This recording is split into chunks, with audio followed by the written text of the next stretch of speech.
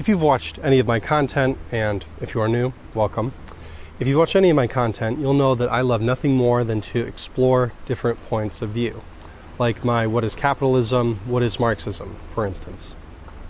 Today we are going to be exploring two extreme points of view. And no, not all that political horseshit that everyone loves to rant and rave about these days. That's boring. Today we are going to be examining whether or not the modern world is a curse. To examine if technology is a benefit or detriment to mankind, we are going to examine the worldview of two extremes. Ted Kaczynski's Industrial Society and Its Consequences, The Unabomber, and Ray Kurzweil's The Singularity is Near, in which Kurzweil argues that technology is not only a benefit for mankind, but the means to create a technological utopia. So let's start with Uncle Ted, shall we? Kaczynski argues that industrial society has caused a great deal of suffering to mankind. Before Kaczynski bitches on and on about why the modern society is such a curse, he criticizes an ideology that advertises itself as an alternative to techno-capitalism, and that ideology is leftism. Why criticize leftism of all things? Aren't leftists opposed to capitalism, corporate greed, and the exploitation of the working class? Doesn't the left stand for things like human rights, animal rights, and the environment? Now, if you consider yourself a progressive, I must warn you that the following is a bit of an oversimplification of the leftist worldview. However, he does point out legitimate problems within leftism. I myself hold a number of progressive positions, but consider myself neither left-wing or right-wing because both parties are fucked. They are both bought and sold by the same corrupt people and institutions. Later, it will also become apparent why, shall we say, certain colorful characters on the right wing enjoy the works of Kaczynski. So Kaczynski defines leftism as a psychological type, rather than just strictly a political ideology. This is because in the early 20th century, it was strongly tied to socialism, but it today is quite fragmented. So two tendencies Kaczynski notices in leftists are feelings of inferiority and over-socialization. And this manifests itself in feeling powerless, depressed, and hating oneself. Politically correct use of language is an example of this. Such terms are offensive, like chick or oriental, and a certain word that Rogan said when quoting comedians. These terms are offensive because activists decided that that was the case. Some animal rights activists go so far as to say that the term pet is offensive and that animal companion is more politically correct term. Activists are typically not from the disenfranchised demographics, but are themselves privileged, white, and upper middle class. Kaczynski argues leftists feel that the groups on whose behalf they speak of are inferior to them. So let me hold you, midget man. Pretend that you're flying in space. Let me hold you, midget man, so the dog will stop licking your face. Sing with me. Na na na na na na na na. Sing it. The left hates sexism, imperialism, and unfairness. But when these same patterns emerge in socialist and non-Western societies, they make excuses for them. Leftists are more collectivist-leaning in their worldview. They argue that society should work to take care of everyone to the best of its ability. Leftists are more likely to argue for cultural relativism. There is no absolute morality. If people in non-Western societies wish to marry children at ages that we consider to be inappropriate, it's all relative, man. Morality is just a construct of the society that you live in. Leftists are also eager to dismiss genetics and the role of someone's success, and blame society for people's shortcomings. Quote, leftists may claim that their activism is motivated by compassion or by moral principles. And moral principle does play a role for the leftist of the over-socialized type. But compassion and moral principle cannot be the main motives for leftist activism. Hostility is too prominent a component of leftist behavior. So is the drive for power. Helping black people is not their real goal. Instead, race problems serve as an excuse for them to express their own hostility and hatred for the need for power. In doing so, they actually harm black people because the activist hostile attitude toward the white majority tends to intensify race hatred. This is very similar to Malcolm X's perspective on white liberals. That white person that you see calling himself a liberal is the most dangerous thing in the entire Western Hemisphere. He's the most deceitful. He's like a fox. And a fox is always more dangerous in the forest than the wolf. You can see the wolf coming. You know what he's up to. But the fox will fool you. He comes at you with his mouth shaped in such a way that even though you see his teeth, you think he's smiling and you take him for a friend. This is a very powerful point that Kaczynski makes. Political affiliations aside, we have to consider the real motivations of our actions. Are we really motivated by altruism? Are our actions coming from a place of service? Or are we putting on a symbolic performance for the sake of our own ego? Speaking of egos, psychologists consider a healthy ego to be socialized, or in line with the values and morals of society.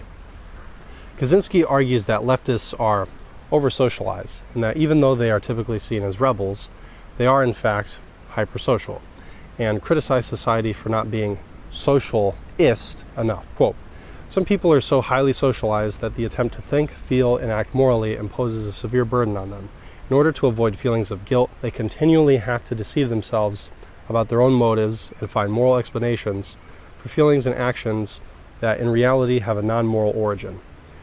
We use the term over-socialized to describe such people. This leads to feelings of powerlessness and low self-esteem. People engage in immoral behavior, whether it's cheating on a test, cheating on a partner, fudging numbers out of laziness or greed, etc. The over-socialized person, however, can become neurotic in their identity of, quote, doing no wrong. Quote, the problems of the leftists are indicative of the problems of our society as a whole. Low self-esteem, depressive tendencies, and defeatism are not restricted to the left. Though they are especially noticeable on the left, they are widespread in our society. And today's society tends to socialize us to a greater extent than any previous society. We are even told by experts how to eat, how to exercise, how to make love, how to raise our kids, and so forth. Kaczynski argues that modern industrial society causes human beings to suffer due to its unnatural ruling over nature. He argues that overpopulation, overcrowding, and isolation from nature are the causes of the modern world's insanity. He said all of that pre-TikTok. What I would do to just go back to the 90s and just stay there for a little bit. Kaczynski goes so far as to say that primitive society didn't have the stresses that modern man has today. However, I would say that this is a bit propagandistic because a lot of our society, a lot of our suffering is rooted in biological impulses. Our corporate overlords are successful because they make products that tap into our nature, like the desire for salt or sugar, convenience, status, or social approval. Our ancestors may not have had the compulsive urge to check their Instagram every 20 seconds, but today we also don't have the stress of getting hunted by predators, dying early from preventable diseases, dying in childbirth, or starving to death like they did. So Kaczynski shot all over the left for being hypersocial and naive, but here he also gives out a jab at the right wing. Quote, the conservatives are fools. They whine about the decay of traditional values, yet they enthusiastically support technological progress and economic growth. Apparently it never occurs to them that you can't make rapid, drastic changes in the technology and the economy of a society without causing rapid changes in all the other aspects of the society as well, and that such rapid changes inevitably break down traditional values. Kaczynski argues that scientists are not motivated by curiosity, but instead solving specific problems for material gain. One may argue that this is for the benefit of humanity, the study of air pollution, advancing medicine, etc. However, on the flip side, there is also the scientific development of weapons whose sole purpose is to inflict as much harm as possible on our fellow human beings. One of the most essential rights that capitalist democracies pride itself on, with American society in particular, is freedom. To the contrary, Kaczynski argues that those who lived during the Italian Renaissance were more free than the way we live today. To support this claim, Kaczynski points out that in that time there were no cameras or logs to keep track of its citizens. And fair enough, I don't think any critical thinker is a fan of the NSA. However, during that time, there were also no antibiotics, no vaccines. The chance of dying during childbirth was drastically higher, and you'd probably die because some doctor didn't know the importance of washing his hands yet. A valid point that Kaczynski makes is that our freedom of speech is limited. Freedom of the press, for instance, is supposed to be used to critique those in power in order to publicly expose any mischievous corruption that they may be up to. And no, not just the coke-fueled orgies kind. I'm talking about real corruption, like overthrowing democratically elected governments for oil, or bailing out the banks while everyone else is supposed to pull themselves up by their bootstraps. Unfortunately, the institutions of media and journalism are essentially stenographers for the very establishment whose feet they are supposed to hold to the fire. According to Kaczynski, industrial society can't be reformed because it is exploitative by its very nature. To disprove this, all you have to do is stop checking your phone for messages for just 5 minutes. Rebel against modern society by smashing your phone. Kaczynski goes on to say that since modern society cannot be reformed, revolution needs to take place, which is quite a Marxian take. Revolution is a very sad affair. But these tears are shed in the name of greater good. Yeah? Well, fuck you and your faggy revolution. I'm taking my money and I'm moving to Belize.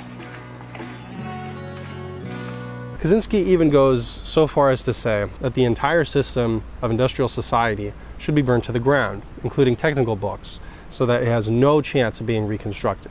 Right. When you're so pro-freedom that you're for the burning of books, because that's what freedom is all about. Kaczynski is also critical of regulations, not just on businesses, but on the individual imposed by society as a whole. This is where Kaczynski sounds a bit more anarchist-leaning. Regulations decrease freedom because they shit all over our individuality. And I will admit, this is a problem, especially when corporations buy politicians to get more favorable rules through lobbying that give them an advantage and us a disadvantage. However, no regulations or rules creates a problem. Are you free if a corporation prices things to take a loss for a bit, eliminating the competition, only to raise the prices back up? Are you free if corporations bribe your government to burn acres of land to extract palm oil? Are you free if human rights are violated? Are you free if someone decides to kill you for an arbitrary reason? You get the idea. Living in a society, and I get it, that's a meme. We live in a society. We do in fact live in a society. Compromises your rights as an individual. And while it's true that you don't have the right to just whip your pecker out and fight off a dozen or so police while jacking off, it is because we have rules and regulations in place that we are at least able to establish some rights and live in relative peace for the most part. And this isn't to say that society always has the best interests of the individual at heart. Even mental health, as Kaczynski points out, is only a concern for society because it doesn't want its citizens to appear stressed. Someone who is overly stressed and unable to perform at work isn't very good for generating profits or collecting tax revenue. Kaczynski argues that the negative parts of technology cannot be separated from the positive. I'm sure that Kaczynski would be extremely critical of Ray Kurzweil, whose The Singularity is Near will be explored in the second half of this video. Quote, The only solution will be some sort of eugenics program or extensive genetic engineering of human beings so that man in the future will no longer be a creation of nature or chance or of God. Based. Quote, if you think that big government interferes with your life too much now, just wait till the government starts regulating the genetic constitution of your children. So, I thought it'd be fair to point out that what is ironic about Kaczynski is that while he criticizes leftists for only displaying symbolic change for the sake of stroking their own ego, he himself acted in an ineffective, purely symbolic manner. Not only were his actions immoral, but purely symbolic. It is wrong to send explosives to people, but it is also ineffective and unstrategic. There are legitimate issues that Kaczynski wrote about: our relationship with the environment, disproportionate power that corporations have, technology and its impact on our psyche, and those pesky leftists. However, there are of course effective ways that we can utilize technology and our institutions so that we can live not just in harmony with our society, but the world as well. So now that we've examined Ted Kaczynski's industrial society and its consequences, in which he argues that the modern world is a curse, we can now examine someone who is at the complete opposite end of the spectrum. In The Singularity is Near, Ray Kurzweil summarizes the evolution of the universe in 6 epochs. With evolution comes the emergence of more complex patterns and phenomena. The first of these epochs being physics and chemistry, simple atomic structures. The second is DNA, which leads to the third epoch of natural patterns and brains, which leads to epoch number 4, technology, taking bones and beating the shit out of prey with them, turning these bones into arrows, and then eventually becoming top of the animal kingdom, dominating the planet to make whatever species you want into tasty baconators or crunch-up supremes. In epoch 5, there is a synergy between technology and human intelligence. We are starting to see ideas like this being flirted with. Take Elon Musk's Neuralink, for instance. Epoch 6 is non-biological intelligence, AI, being spread throughout the universe. Kurzweil also points out that the distance between these epochs are exponential, making the time distance between each smaller and smaller. With this premise, Kurzweil, among other the proponents of transhumanism, predict that the 6th epoch, or what is often referred to as the singularity, will occur in our lifetime. So what's a singularity? To quote Kurzweil himself, quote, "Singularity is an English word meaning a unique event with, well, singular implications. The word was adopted by mathematicians to denote a value that transcends any finite limitation, such as the explosion of magnitude that results when dividing a constant by a number that gets closer and closer to 0. Although it's a mathematical term, Ray Kurzweil applies singularity to the exponential growth of technology, especially when technological intelligence is more advanced than humans. As biological entities, we are limited in our capacities. This is not the case for machines. Non-biological machines can take a task, repeat it without tiring, as well as learn and share skills faster than any human ever could. When predicting that computers will outperform the human brain, it will only be natural for us to wonder if the human brain is a computer itself. It is a computer in the sense that it has pattern recognition ability.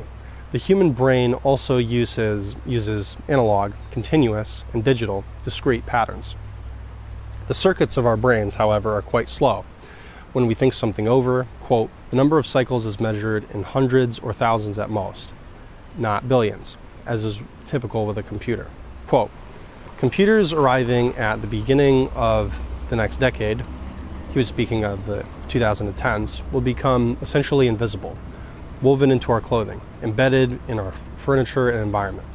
They will tap into the worldwide mesh, World Wide Web, of high-speed communications and computational resources.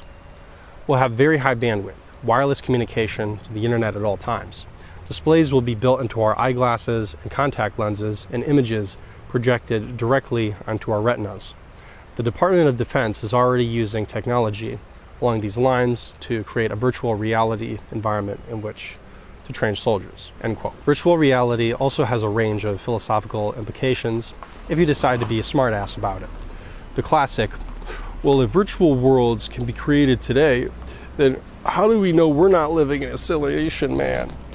Among other things that stoners enjoy discussing to sound deep and profound. Well, I'd like to hear about it, potheads.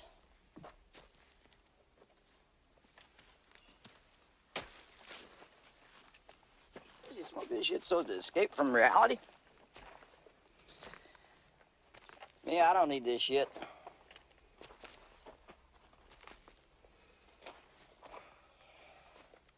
I am reality. This is a potential feature of virtual reality, having a new identity, living in a reconstructed time period, etc. Nanobots can be used to take your feeble human brain to enhance your human brain and expand your consciousness. Expand their consciousness. The comparison that Kurzweil gives is with our computer. We have files going back years or even decades, going from floppy disk to hard drive to flash drive to email to media file, etc., from computer to computer. These files have longevity regardless of hardware. In the same fashion, Kurzweil predicts that we will be able to upload our mind to the internet making our awareness boundless. Kurzweil, among other proponents of transhumanism, predicts that our mind will be able to occupy a non-biological substrate. So what the fuck is a non-biological substrate? This means that we will no longer be limited to our conventional flesh and blood human form that we are used to. In theory, you could take the form of anything. Maybe furries, for instance, could actually fuck each other in the ass as the creature of their choice, instead of the creepy outfits and bestiality. So furries and non-biological butt fucking aside, Tom Hobbes once described life as short and brutish. Pretty fucking shitty to live in a few hundred years ago. However, if you are fortunate enough to live in a developed country, chances are you have access to education, healthcare, although it's outrageously expensive, the internet, etc. This isn't to say we don't have problems. We have quite a few, such as pollution, corporate greed, war, etc. But we must admit that the problems of today are preferable to those of our ancestors just a few generations ago. When any technology is created, generally it is the wealthy that first have access. And then as demand increases, the rest of the public is given access as the price makes it more accessible. A more relatively recent example of this is the computer, for instance. At first, these technologies are centralized. Only the wealthy have access, but as time goes on, they become more centralized. For instance, to create this kind of video, which we are currently watching, even 20 years ago, would not have been nearly as cheap and accessible as it is today. There are more YouTube videos and TikTok and Instagram and all that other bullshit than we can watch in 10 lifetimes. But it's not all bad. Tedious, repetitive tasks will become completely automated in the future. Intellectual and creative productivity will be the way of the future. However, this poses a problem.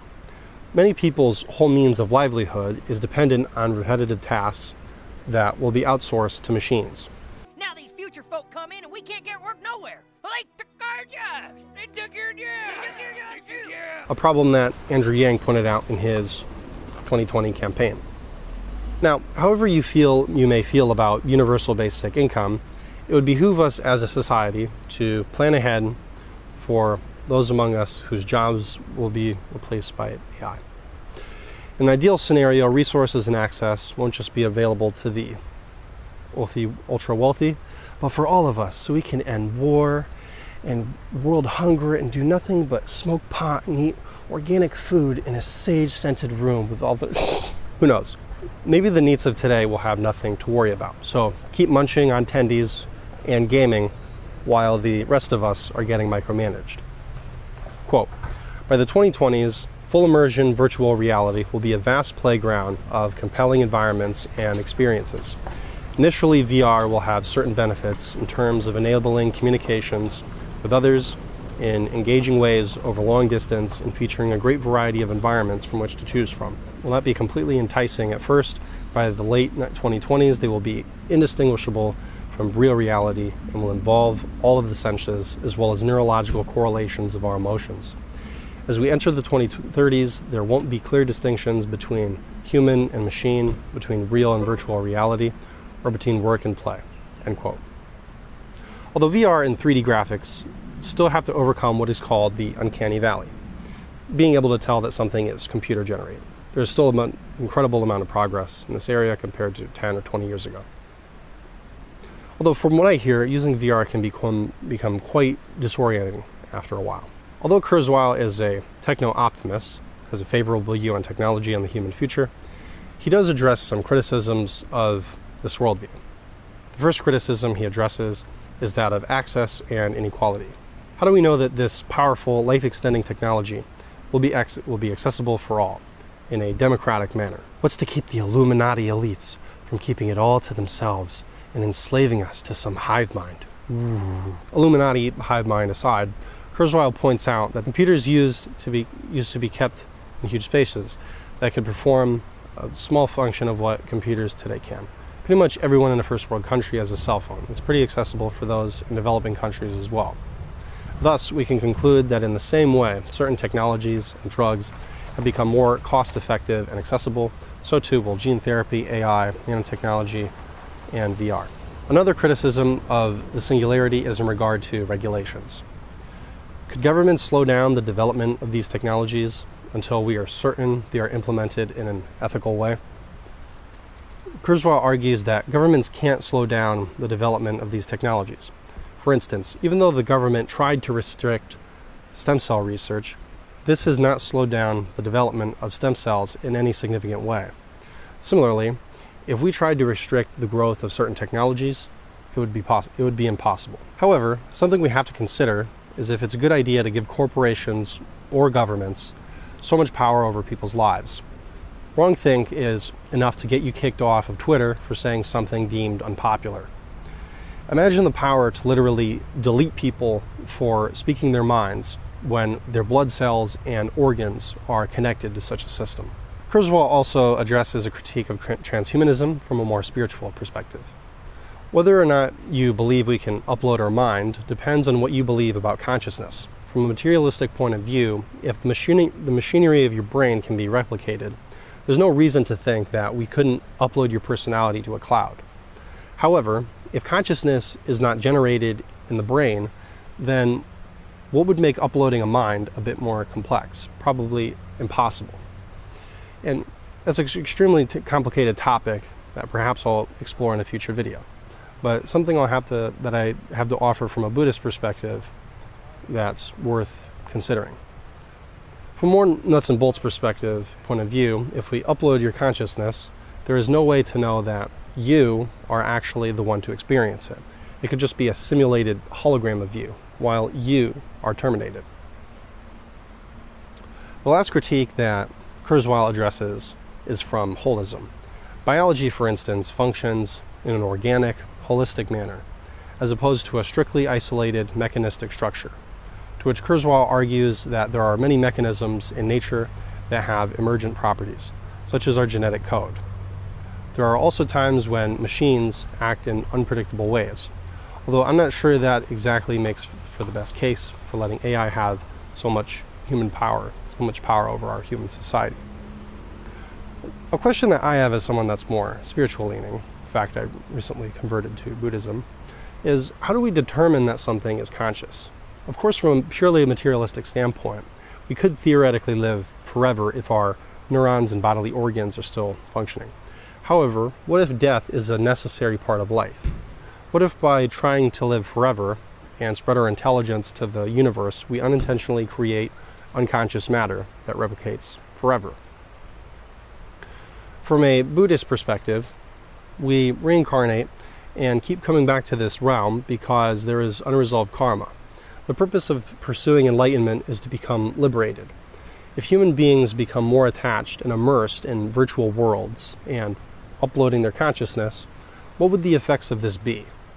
Even if this is possible, are we affecting the ability of beings to become liberated and thus upset the natural order of things, and thus pushing people deeper and deeper into delusions?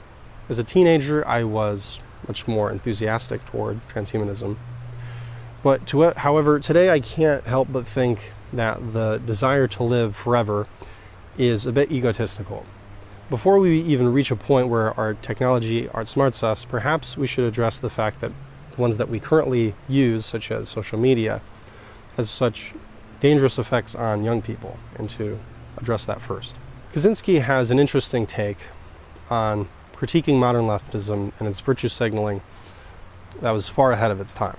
However, his strategy wasn't that effective, and probably far more harmful to the ecological cause. What Kaczynski failed to point out was that the human element of technology, and just blaming technology in itself for the woes of humanity without pointing our relationship to it and our evolution with it, is faulty.